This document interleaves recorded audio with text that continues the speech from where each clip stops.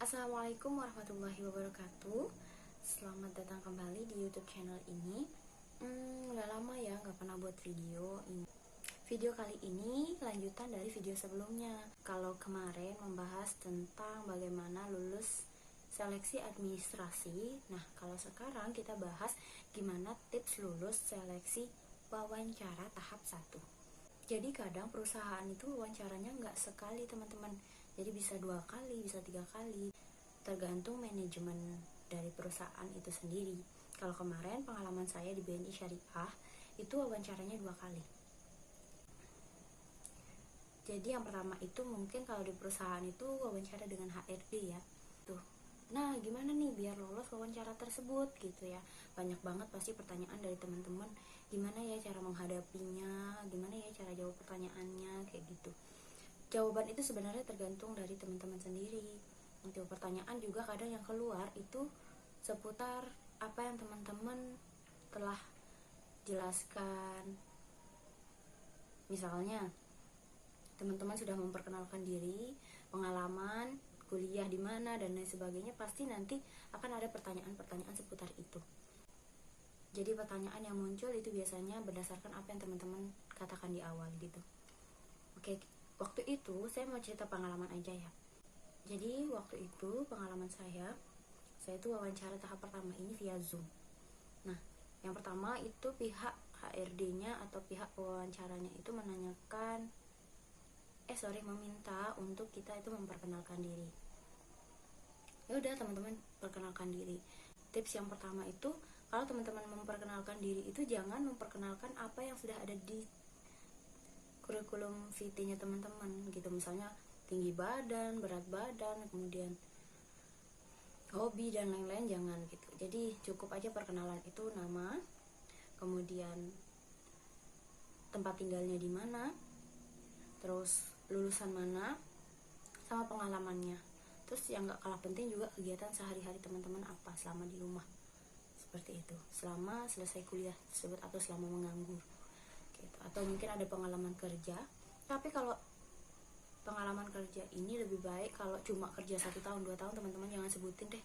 Soalnya gimana ya, itu artinya teman-teman gak loyal sama perusahaan, baru setahun udah mau keluar, seperti itu.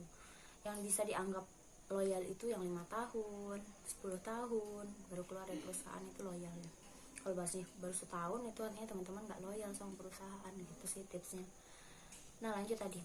Jadi kayak kenalan gitu.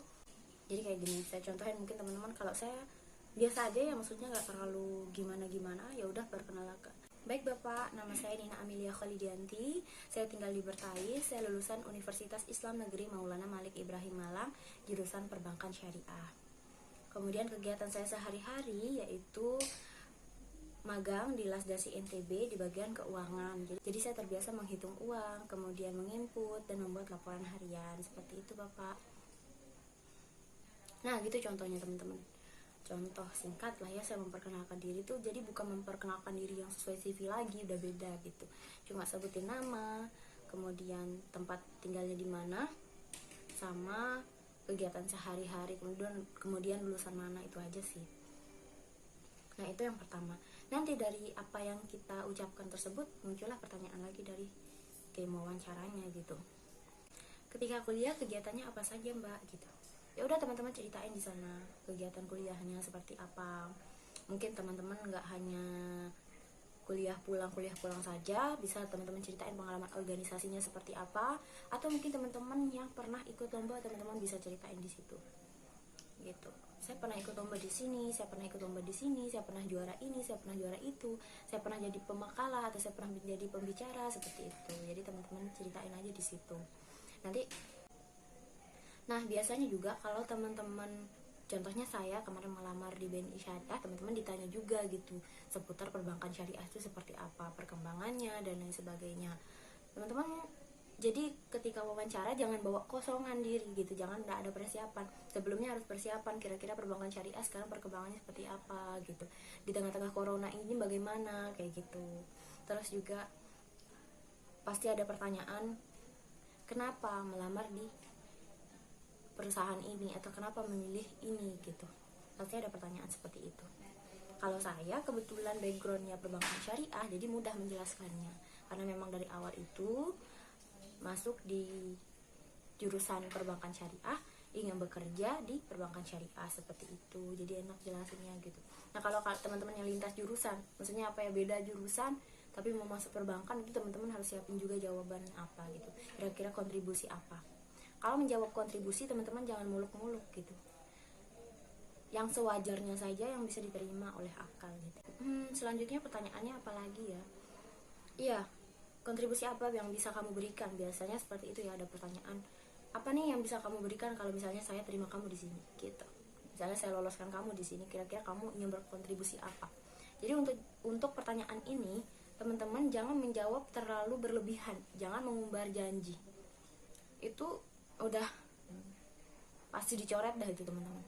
Ingin memajukan perusahaan, emang lu siapa gitu ya, memajukan perusahaan baru juga masuk gitu kan, itu bukan kontribusi.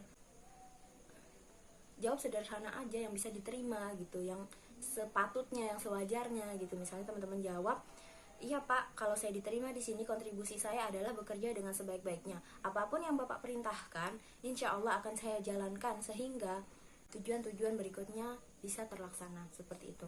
Kayak yang sederhana aja gitu. Kontribusinya ya udah kita bekerja di situ dengan baik sehingga pekerjaan-pekerjaan selanjutnya bisa terlaksana juga dengan baik gitu. Nggak molor, tepat waktu dan lain sebagainya. Nggak usah janji saya akan memajukan, saya akan mengembangkan, saya akan nggak usah terlalu banyak membar janji. Di situ pewawancara nanti nggak suka dengernya gitu. Emang kita siapa gitu mau langsung memajukan perusahaan? Ya nggak ada lah gitu kan, bukan siapa-siapa gitu. Baru masuk juga gitu kan. Terus selanjutnya pertanyaan apa lagi ya? Selain kontribusi, pengetahuan. Oh iya, pengetahuan tentang perusahaan yang teman-teman pilih. Misalnya kayak saya BNI Syariah, kira-kira produk-produk BNI Syariah tahu nggak gitu, biasanya ditanya kayak gitu. Oh tahu Pak gitu kan, tinggal kita jawab. Jadi ketika wawancara teman-teman jangan kosongan, harus mempersiapkan dengan baik gitu, karena ada aja lah gitu pertanyaan-pertanyaan tersebut ya. Ya alhamdulillah kalau nggak ditanya, tapi yang penting kita sudah mempersiapkan kan. Nah selanjutnya ada juga pertanyaan kelebihan sama kekurangan kita. Kadang di sini pertanyaan ini menjebak ya gitu. Untuk kekurangan kita jangan juga menyebutkan kekurangan yang melemahkan. Kayak contohnya kita bilang saya susah ngitung Pak, lah mau masuk dunia perbankan nggak bisa ngitung kan gimana gitu. Atau saya pelupa Pak, lah mau masuk perusahaan finance kok pelupa gitu kan, kayak gitu. Jadi kelemahannya itu jangan yang seperti itu. Nggak, misalnya kekurangan yang, kalau misalnya saya ditanya ya kekurangannya apa tuh, saya bilang gini, saya tipe orang yang, contoh ya teman-teman, ini contoh jawaban, saya tipe orang yang jika ingin tampil di depan umum, di depan banyak orang tuh harus mempersiapkan dengan baik. Apabila tidak dipersiapkan dengan baik, maka itu akan langsung berantakan gitu. Ketika berhadapan dengan audiens tidak bisa berkata apa-apa gitu. Jadi untuk mengatasi kekurangan saya tersebut, apapun yang saya lakukan, entah itu presentasi, entah itu menjadi pemakalah, menghadapi orang-orang, itu harus saya persiapkan sebelumnya dengan matang. Nah itu contohnya teman-teman. Jadi ada masalah tapi teman-teman juga punya solusi untuk mengatasi kekurangan teman-teman tersebut. Kayak misalnya sekarang kelebihan teman-teman, di situ juga jangan terlalu mengumbar diri, terlalu sombong, terlalu tinggi ya teman-teman. Kita biasa aja gitu menjelaskan kelebihan kita gitu. Jangan juga menjelaskan, iya Pak saya baik, jujur, tepat waktu, disiplin. Aduh udah teman-teman, kalau jawabannya kayak gitu udah pasti di blacklist, maksudnya udah pasti nggak diterima kalau jawabannya datar kayak gitu. Ya teman-teman jawabnya itu sesuai dengan realita teman-teman gitu. Misalnya contoh nih ya teman-teman gini, saya orangnya bisa bertanggung jawab terhadap tugas yang diberikan. Selama 4 tahun berkuliah, saya tidak pernah meremehkan tugas dan selalu mengerjakan tugas tepat pada waktunya. Nah, itu bisa menjadi poin penting, poin lebih gitu buat teman-teman gitu kan. Di situ dilihat sama HRD bahwa teman-teman selama kuliah itu yang teman-teman lakukan gitu. Pede aja ceritanya, pede tapi jangan terlalu meninggikan diri gitu aja. Teman-teman percaya diri. Kalau memang teman-teman itu benar gitu, itu akan lo sendiri ngomong karena kita bercerita tentang diri kita. Tapi kalau kita mengada-ngada tuh pasti mikir kayak gitu. Apalagi ya, Kelebihan tuh misalnya gitu, saya bisa mengatur waktu dengan baik Pak. Alhamdulillah saya bisa menyelesaikan kuliah, tetapi saat kuliah tersebut saya juga mengikuti kegiatan organisasi, dan waktu keduanya bisa saya manage dengan baik. Tugas berkuliah tidak pernah saya lalaikan, tugas organisasi juga tidak pernah saya lalaikan. Dua-duanya bisa terselesaikan dengan baik. Nah itu juga teman-teman, kayak kelebihan-kelebihannya kayak gitu.